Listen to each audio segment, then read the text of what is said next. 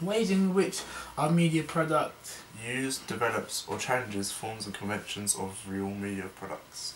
Yeah. So our media product only really uses one convention, to be honest. It follows the conventional short film where it's quite dark and it has quite it's got a strong meaning behind it, although it's quite vague at the same time.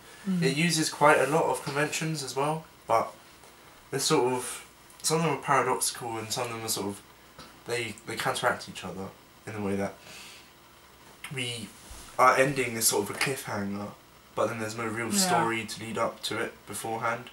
There is a story and sort of a lead up to it, but it's quite small and subtle. It's not as big. It's not like a ramp up and then a sudden cliffhanger. It's more sort of just like cliffhanger. We have all the main, like all the not the main. Oh yeah, they are the main conventions of kind of like short film in a sense. Like we have like, okay, there's a moral to the story, and there's also like the whole, okay, we don't just drop you straight in there, but we're very kind of experimental with the way we have made the film, in hoping that it kind of, we're able to get our point across in this way. We are experimenting with it, and also like it's got that kind of not exactly dark and airy feel, but like kind of that's how it contrasts. Like, the film itself, like the footage, is quite bright. It's quite like but it's ominous at the same time. Yeah, because it starts on the white of the bed here, and then it sort of slowly transitions, gets darker and darker towards the end where it fades to black. Yeah.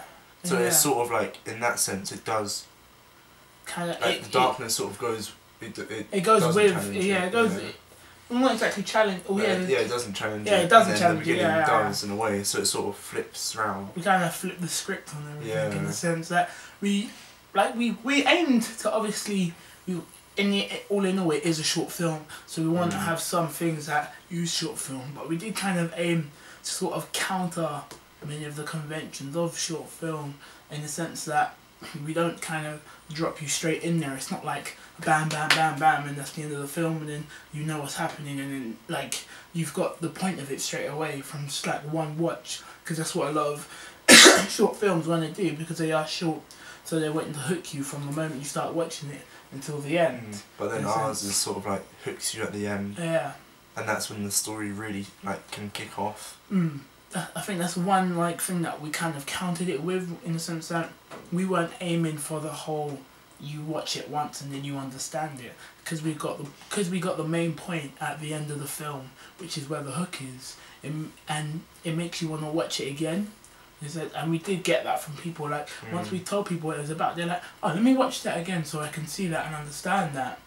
So like having it at the end, we kind of countered many of like the conventions, because we went for more of that kind of replayability side of it. Yeah, it's more sort of like the understanding is really what is key to the whole film. Yeah, exactly. Like we were able to kind of we got a lot of that from like, especially from like our audience feedback and stuff like that, with people coming back and obviously rewatching the film like 2 or 3 times to get a good understanding of it, whereas with like most other short films you don't get that 2 or 3 chances, or not chances, you don't really want to watch it again after say that first time you watch it, because you already understand you don't really need to watch it again, because you understand, like there's a short film is about well, it kind of, some of them do, but not to the extent. Ours is quite like the interpretation of it. Usually some films that you have to watch again once or twice, the interpretation is usually the same for people, or it's quite polar. It's like, I know, yes, this happened, or yes, that happened, or no, it didn't. Whereas in ours, there's so many different interpretations and things, and it's it can be such a complex film just discussing between 2 people. I mean, even we have different ways of perceiving it. And that just shows how deep it can be with so much about it. How with so little, like it's a lot more aimed at the individual at the same time. Yeah, I see what you mean. Because obviously, like as you said, we both have our own different views on it and how it actually is. But yet we've both created it together. Yeah. But yet, kind of the way we counter it is that we're not. It doesn't aim for like the masses. In a sense. But then like it does kind of hit the masses at the same time, because we're aiming it at the individual. Because in the end of our thing, it's down to you to perceive how you think he died, or if he's dead, or anything like that. Whereas, because it's aimed at that individual, in a sense it's kind of aimed at the masses, because everyone has their own take on it. So in a sense, as a collection, everyone has their own take, but individually they're all separate. Yeah. So I think that's one way we counter at the same time, but we still develop the whole point of it's able to hit everyone in their own specific way. That's even more so with the actual sort of theme of the film, like the day-to-day mundaneness of doing this same routine, same that's relatable to everyone. So many people, well, basically everyone has felt sort of stuck in a routine, almost on autopilot. Yeah.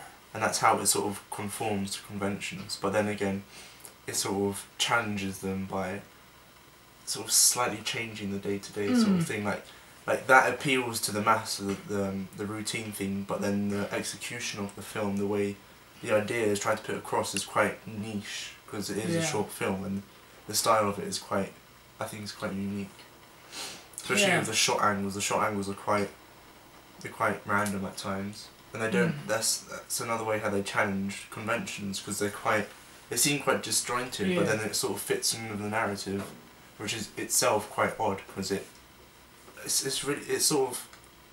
develops over time, but then it sort of start again at the end.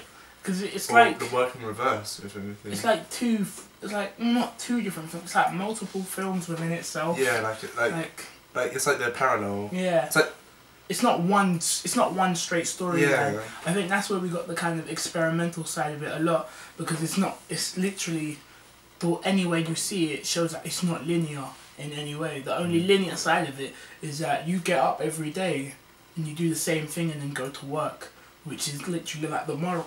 It's the moral of it. It shows how linear people are in everyday life. But yeah, when you watch the film and you come out with your own perception of it, it shows how people are also at the same time still have their own like individual side, and they still have that imagination to kind of, in a sense, like they break free from the system in a sense. And that's like one of the main conventions we wanted to get in the story, like especially from the narrative. And when you watch it, you will understand how we show that. Yeah. And that was definitely like one of the ways that we kind of like counter the whole sense of like most other short films, in the sense that we kind of take it slow going throughout the film, but then at the end we hit you with a dead body.